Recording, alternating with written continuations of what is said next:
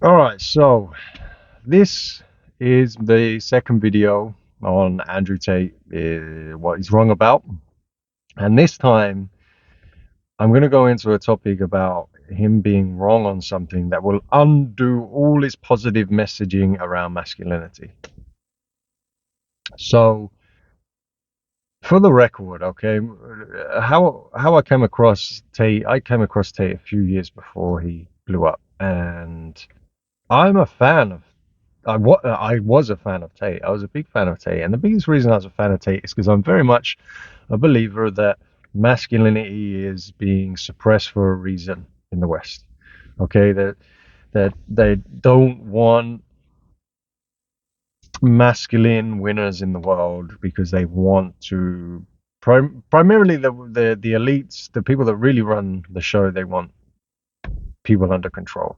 All right, they want them easily controlled. So I fall under that narrative of believing Tate when he goes on these tirades about masculinity, and so he drew me in under that line, and he drew me in under his beliefs around COVID and everything. So I was a big fan of his, but I can't say I'm a fan anymore.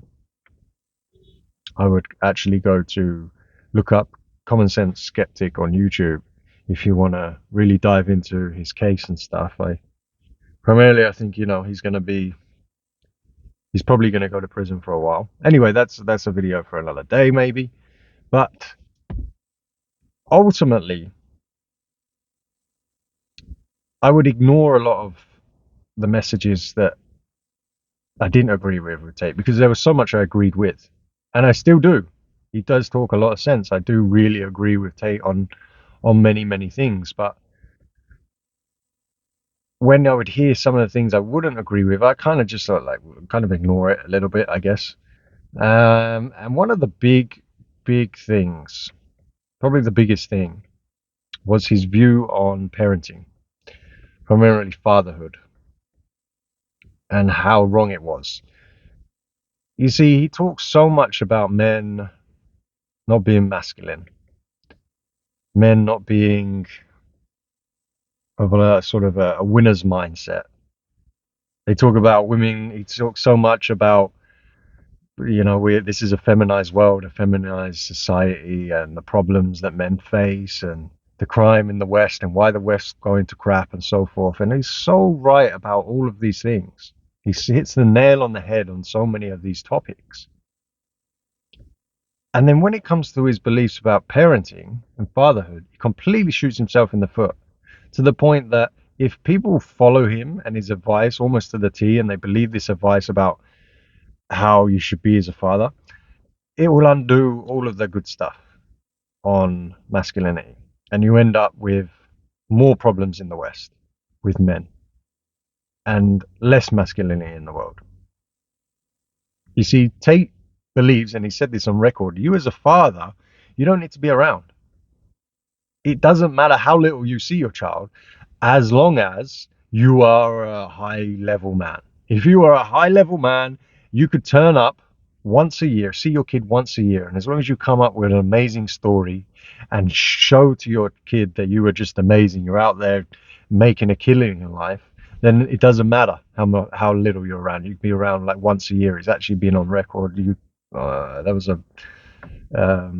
there's a bunch of interviews he said this stuff. I'm remembering one off the top of my head with that Leah woman. I can't remember her last name. But guys, that train of thought, this ties in with my previous video, my last video that I just did, how wrong he is on relationships. So if you think that you as a man can just have multiple women in your life and they all have to be faithful to you, and you can have multiple children with multiple women, and then you barely see these children, but it's okay because you're a high level guy, right? You're making a killing, you're a multimillionaire, you're this, you're that, it doesn't matter. Your kids are going to love and grow up and respect you. Guys, you can't believe how wrong and dangerous that message is. It is unbelievable. When you look at the stats and you go into the stats, and I did a video on this and this topic on my main channel, how again it was titled Tate was wrong on fatherhood. You go into the stats on fatherless homes. It's scary, guys. Most crime is committed from people that grow up without fathers. Most mental health problem without fathers. Most suicides from with people that grow up without fathers. Blah blah blah. And fatherless homes isn't you don't have a father. In fatherless homes, you don't even live with a father you don't see very often. That's the criteria of it. So in Tate's mind, you can see your kid once every few months, but that's okay. No, that's a child in a fatherless home. And the chances that that person is going to grow up with a whole bunch more issues on almost across the board, it increases massively, massively. It's almost guaranteed that kid's going to end up with issues. And where does this like train of thought derive from? Look, I've delved into the world of psychology. Okay, my wife's a psychologist. She's helped me out with a lot of these things. I'm not going to say I'm an expert on psychology, but it doesn't take an expert on psychology to understand that Tate's relationship with his father is problematic. You see, on one hand, it's driven him to all this success. His relationship with his father drove him to this success. But he's an outlier in this regard. He says he had the best father in the world because it's led him to have the mindset and the life that he's had. It's worked out for him in that regard. His dad was he's spoken about his dad at length. His dad clearly was a terrible father. Again, hardly around, womanizer. His love for his children was purely conditional, and this is why Tate is living the life he has. Because he didn't get the love. He didn't get the unconditional love from his father. He had everything was on condition, and the condition was excellence. So he's had to chase that his whole life. And without him knowing it, I don't know if he's particularly self-aware of this. I've seen that interview with a psychologist, and I don't think he is. He's just chasing that love from his father all the time. And of course, he's never going to get it. Fortunately, his father's not around anymore. That's why someone like Tate, he will never feel enough. He'll never feel content. And I don't necessarily think as a man you should be chasing happiness and content. We can debate what you should be doing and your purpose.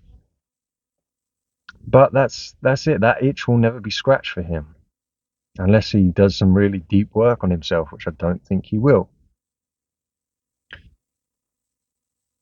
You see, when a child has a relationship or a relationship that lacks or abusive or something from a parent, they do one of two things. They completely reject that parent, or they completely associate with that parent. So they want to sort of subconsciously be like the parent, because then they can rationalize that parent's behavior in their mind. Or they just say, fuck that, I'm going to be as far away from that. But I reject that person, don't want that person around, I don't want to be that person. He's obviously identified with his father. And he's rationalized in his mind that his father was brilliant because it's driven him to do all of these things. In reality, he's driven by the lack of unconditional love by his father. He's driven by not feeling loved and support and felt safe with his father because his father was not around.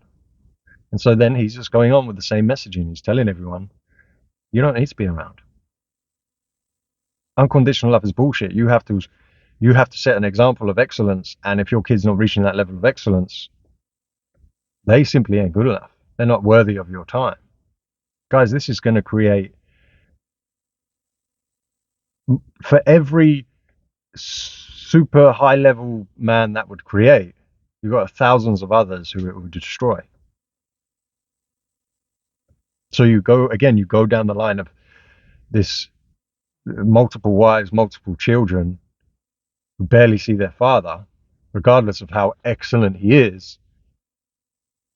And you do that and you play that out across a society, that's a society that fucking collapses. And I don't need to, this is not something theoretical. Proof in this. Look at the statistics around fatherless homes. This is playing out in real time in America, from where I'm from, in the UK, across many countries. It's laid out in front of you.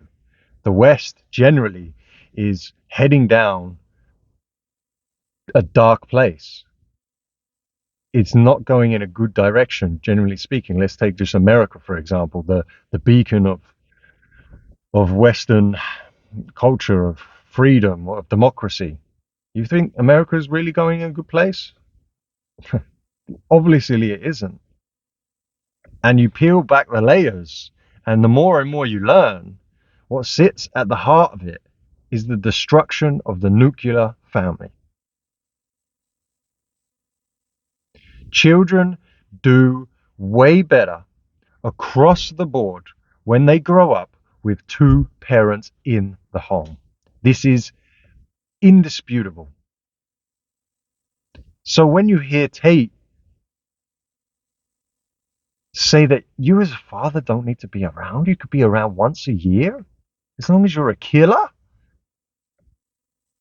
fuck that. That is the worst message you can send to men. And I hope by now, as I explain this, you can see how it would undo all of the great messaging he has around masculinity. Because it would. If people followed that advice, it would. It wouldn't matter what they did themselves. They'll just leave a wake of broken children. They'll just leave broken homes and eventually a broken society. So I feel very passionately. I feel maybe you can feel the passion and coming from my voice. I hope so, because I'm a father myself. I consider myself a great father. I really truly believe that. I know I'm doing a great job. I put effort into it. I prioritize it, and it breaks my heart. It breaks my heart seeing terrible parenting, and hearing terrible parenting advice infuriates me from someone who has such a huge following. It's a very, very, very dangerous idea he has there. What are your thoughts, guys? Get in the comments. I will reply back to you. Like and subscribe if you're new here. My main channel is in the description as well. If you want more along general self-improvement, high level quality stuff, delving deeper into topics, more fitness orientated stuff as well, go and check that out. Cheers.